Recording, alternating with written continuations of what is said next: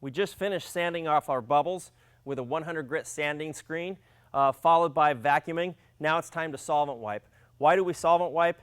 Despite using a professional style vacuum cleaner, inevitably there's still a little bit of particulate. And believe it or not, it cleans that particulate off, but in addition, it lightly tacks up. It lightly makes this base coat or prime coat a little bit tacky for adhesion. Typically we're going to solvent wipe with acetone. I often get asked, what about xylene or MEK?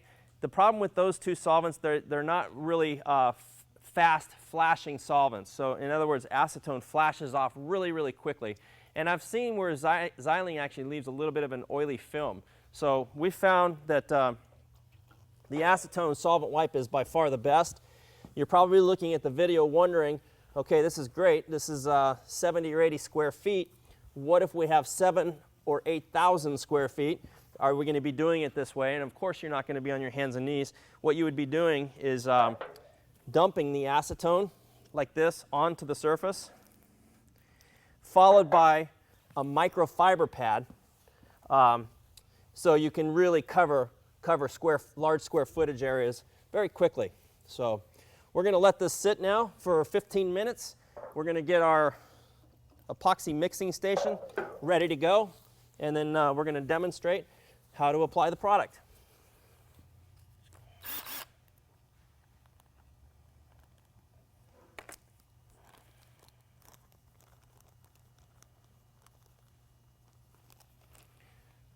The way that the material is packaged, it basically will condition or color a full kit of the Lumiere clear.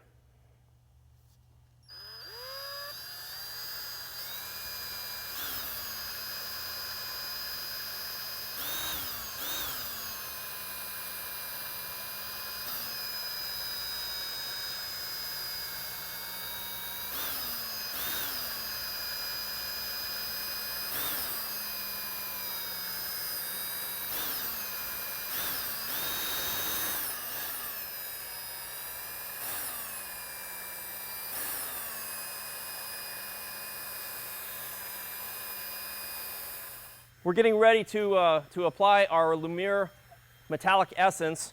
There's a wide variety of ways that you can apply it. You can certainly pour a whole batch on the floor. You could use your notch squeegee, and then you come back and you would roll with a looped in roller. Don't use a typical 3/8 roller. You're going to see the roller lines. And actually, I'm using a roller like this more as a squeegee. I'm just moving and pushing the material, letting it level out on its own. Some applicators will use a V-notched trowel similar to this just to get it down to the proper depth. For today's demonstration, I'm going to go ahead and simply hand trowel it because we want to demonstrate some interesting marbleizing techniques.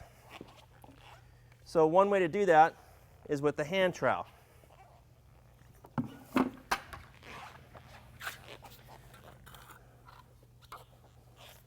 Plus, by using a hand trowel, you don't see any of those unwanted roller lines that I was just describing.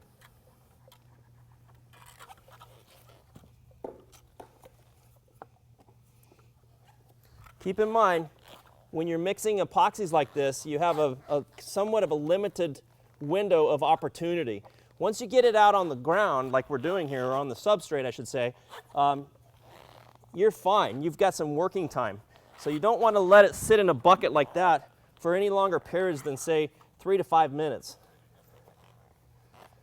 All right, so Brian's going to hand me my next color, which is going to be the brass. And at this point, it's really subjective. It's really about the effect that you're trying to receive or trying to achieve on how it's applied. By hand troweling it, though, I feel I have good control.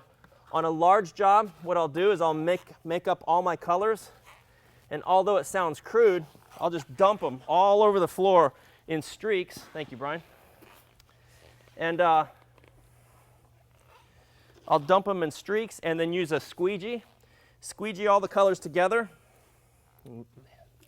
Let's get a garbage can. I didn't know that was in there. Okay. And then blend them that way. All right.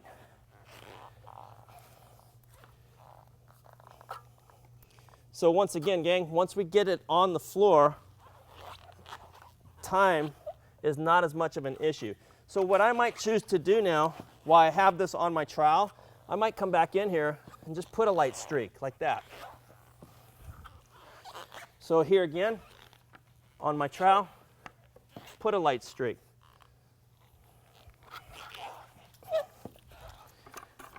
Dump more of our copper.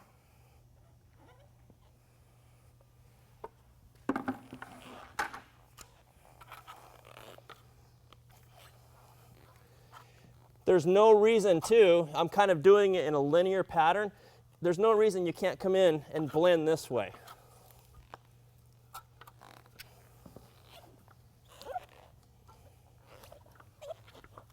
Okay.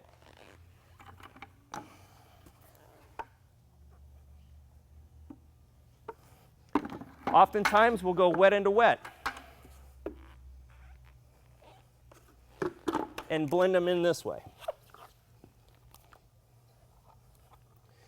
You'll notice too, when I work, I'm always looking back at what I've already done just to see how it's settling out. And just so you understand, I'm probably applying this material with a hand trowel at least 30 to 40 mils thick. Just from experience, I know that.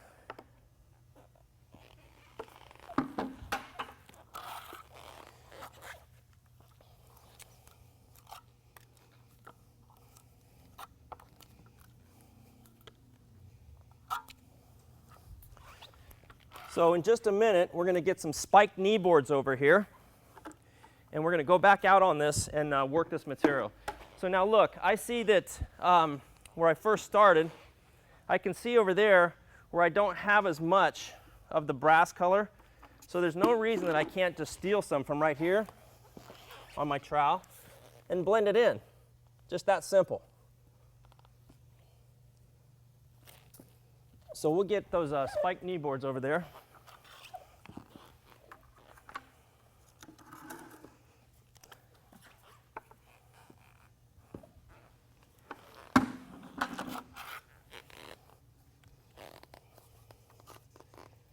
The nice thing about a product like this is you really can't achieve effects like we're about to achieve with any other coloring medium that I've worked with.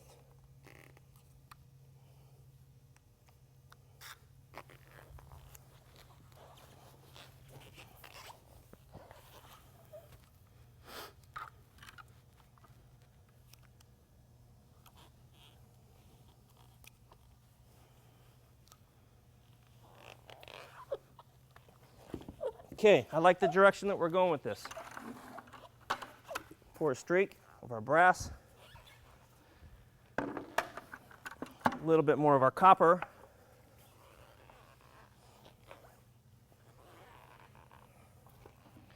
all right, put that up there on the plastic, followed right again with a little bit of our brass, get it on the floor.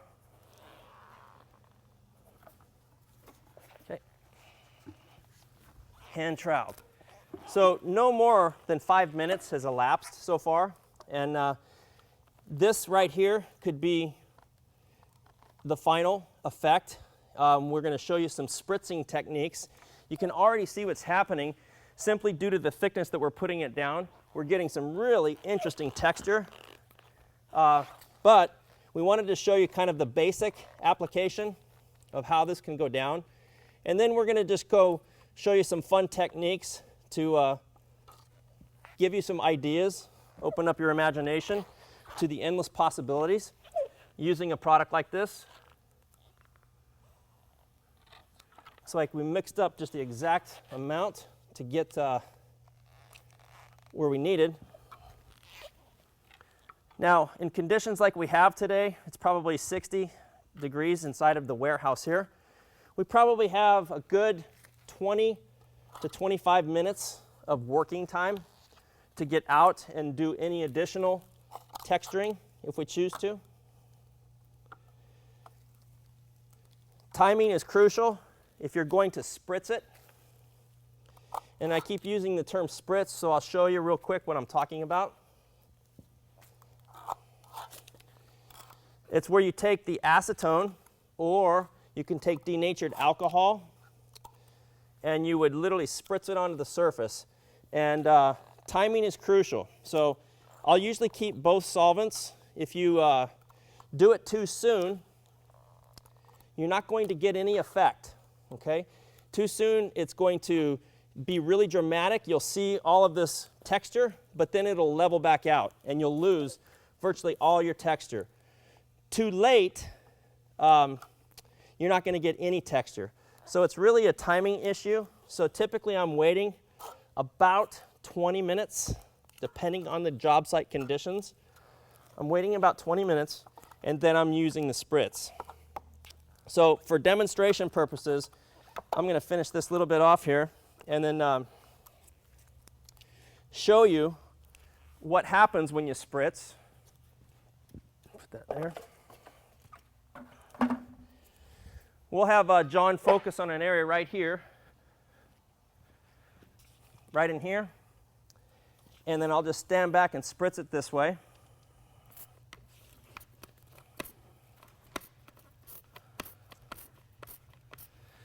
And what happens is it separates the pigment, okay?